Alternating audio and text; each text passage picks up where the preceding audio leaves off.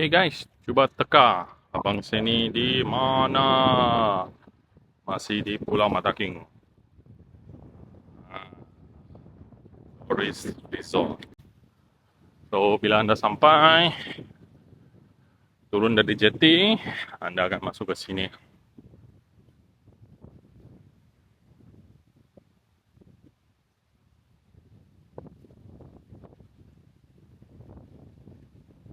Ujung sekali.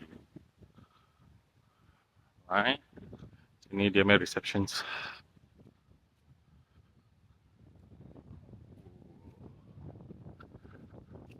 Hai. Jom masuk tengok-tengok. Ini ada bagi aircon lah. Anda boleh lepak-lepak sini. Makan sini.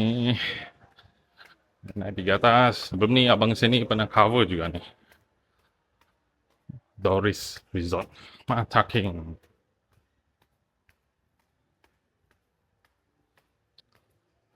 Anda boleh main pool. Okay. Dan ada tempat untuk budak-budak. Ada karaoke, ada gym. Siapa suka buat gym, siapa suka fitness. Sea View punya gym. Boleh tahan.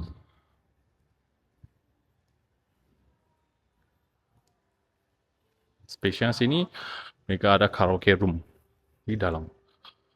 Atau boleh masuk ke tidak.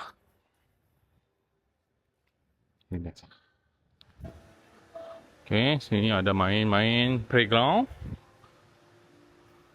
Ada untuk budak-budak juga. Kalau tidak salah, sini spa ni.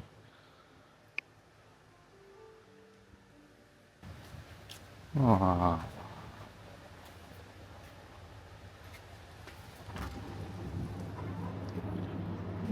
Budak-budak confirm suka ni. Ini sebelah ni, spa center.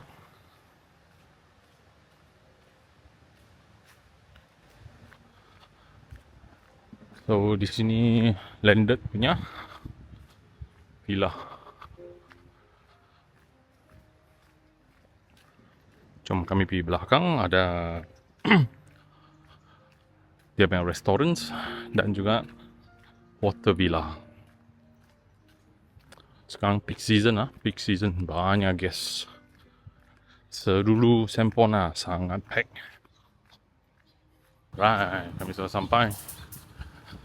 Dia punya restoran dan dining area.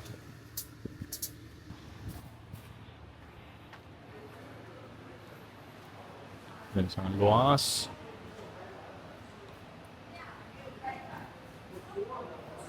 Jangan main-main. Sampai malam, late night canteen. Dia punya tempat ambil makanan.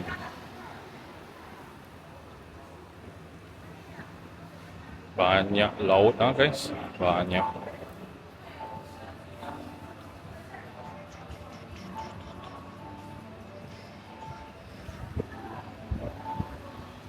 Jom tengok pergi luar.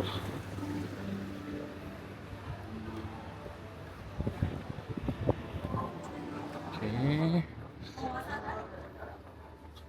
Ni boleh nampak. Sini pun ada water villa. Okay, kali ni abang sini bawa anda tengok dari luar dululah. Next, tunggu mereka tidak sibuk. Baru abang sini buat video di dalam. Sini mereka ada bagi bicycle.